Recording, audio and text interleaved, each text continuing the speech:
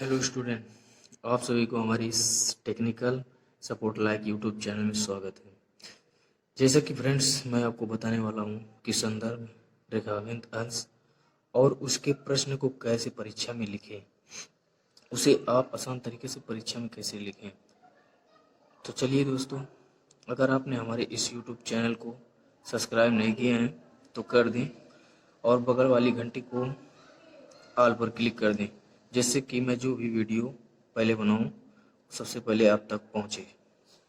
तो चलिए friends, video को स्टार्ट करते हैं।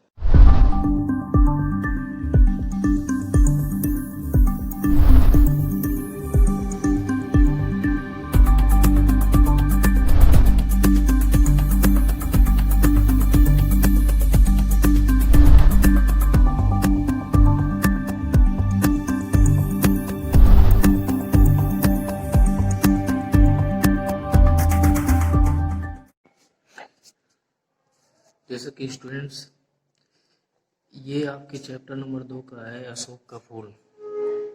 अगर आपको ऐसे ही परीक्षा में दिया रहेगा, आपको इसको चिंता करने की जरूरत नहीं है, क्योंकि आज इस वीडियो में पूरा मैं आसान तरीके से बता दूंगा। आप यहाँ पर देख सकते हैं, यहाँ पर प्रश्न जो है उपयुक्त गद्यांश के पाठ और लेखक का नाम लिखिए। फिर उसके बाद रेखांकित अंश की व्याख्या कीजिए। ये 3 प्रश्न है। इसके बाद आपको सबसे पहले यहाँ पर लिखना होगा गद्यांश के पाठ और लेखक का नाम। तो सबसे पहले आपको क्यों करना है, आपको संदर्भ हेडिंग डालनी होगी, जिसकी मैं यहाँ पर संदर्भ बनाया हूँ। आपको इसमें लिखना होगा, जैसे कि आपको संदर्भ में लिखने के लिए तरीका रहेगा, जैसे कि प्रस्तुत गद्यांश हमारी, ऐसे आप लिखिएगा। पाठ्य पुस्तक हिंदी के देखिए अशोक का फूल, हिंदी के अशोक के फूल, अशोक के फूल, अशोक के फूल नामक पाठ से लिया गया है। पाठ से लिया गया है तथा इसके लेखक तथा रहने दीजिए, इसके बाद लिखिएगा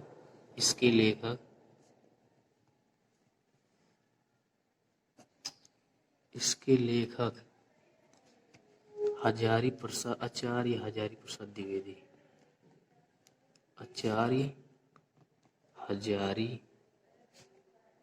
प्रसाद द्विवेदी,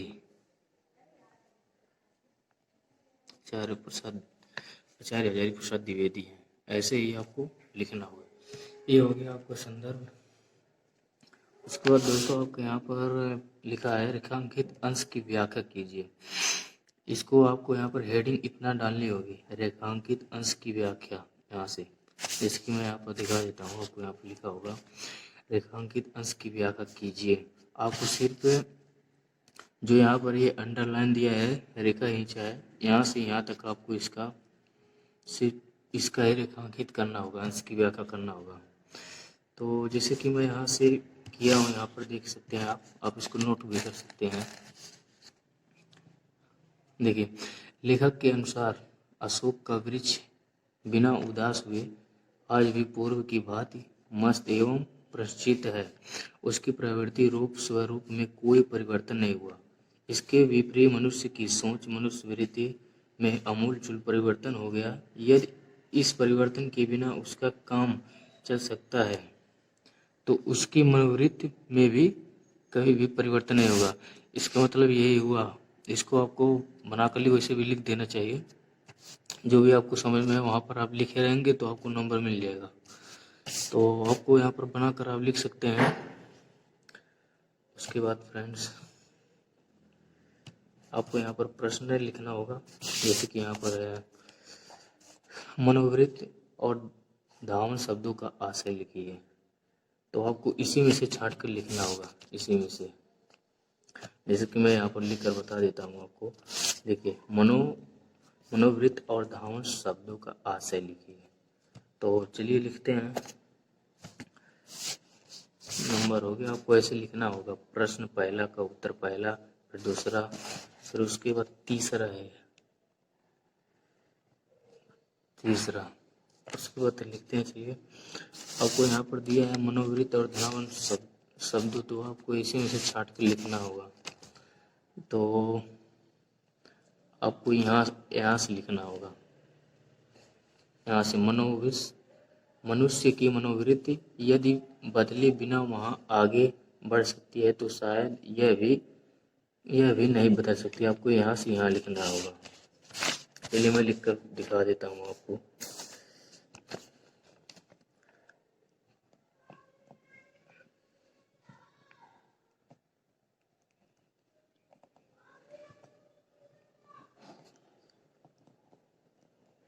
मनोवृत्ति का आशय आप यहाँ पर अंडरलाइन थोड़ा सा कर देना है, और उसके बाद लिखना होगा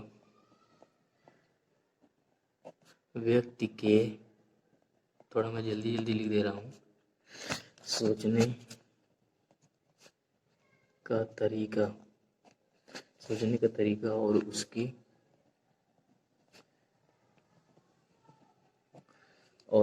सोच में परिवर्तन से है, उसकी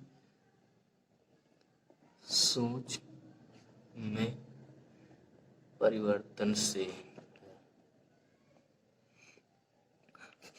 मैं इसी को बनाकर लिख दिया हूँ, वही है लेकिन मतलब बनाकर लिख दिया हूँ मैं इसे। तो चलिए दूसरा लिखते हैं। अशोक आज भी उसी मौज में क्यों है? तो यहाँ पर देख सकते हैं, अशोक आज भी उसी मौज में है जिसमें आज से, यहाँ से लिख सकते हैं आप। तो आपको यहाँ पर चौथा लिखना होगा,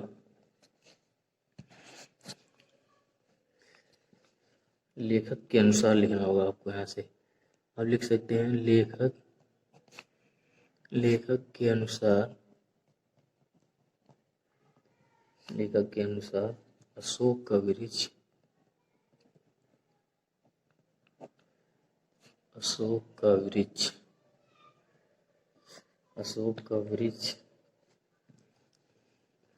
आज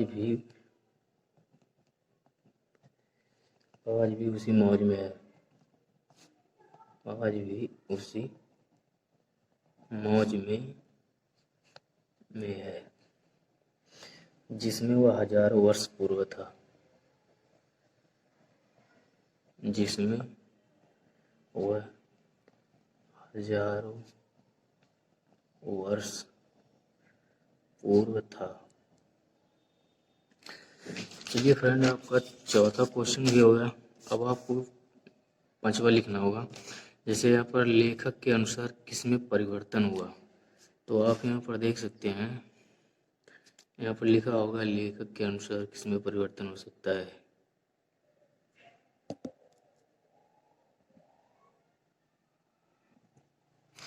आप यहाँ पर देख सकते हैं, लेखक के अनुसार मनुष्य की मनोवृत्ति यदि बदले बिना वही आगे बढ़ सकती है। तो आपको इसी को लिख देना है बनाकर। तो चलिए लिख देते हैं हम लोग पांचवा। यहाँ पर आप लिख सकते हैं लेखक के अनुसार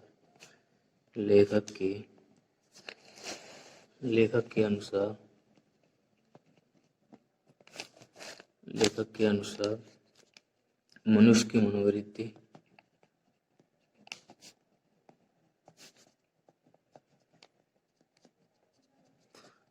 मनोवृत्ति अथवा उसकी सोच में परिवर्तन हुआ।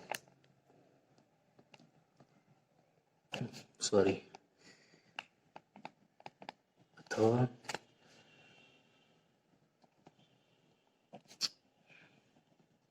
उसकी सोच में परिवर्तन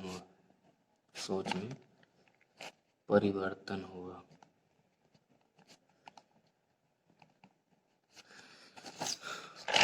तो आप देख सकते हैं, आपका यहाँ पर 5 क्वेश्चन सॉल्व हो गया है। तो दोस्तों, आपको ऐसे ही पेपर में मिलेगा, तो आपको कोई भी चिंता करने की जरूरत नहीं है। आपको इसी में से आप छांट कर लिख सकते हैं। आपको इसी में क्वेश्चन जो है यहाँ पर प्रश्न दिया रहता है, आपको इसी में रहता है। आप यहाँ पर इसको संदर्भ लिख सकते हैं, फिर रेखांकित अंश इसको भी बना कर लिख सकते हैं। उसके बाद ये तो आप इसी में से छांट कर लिख सकते हैं।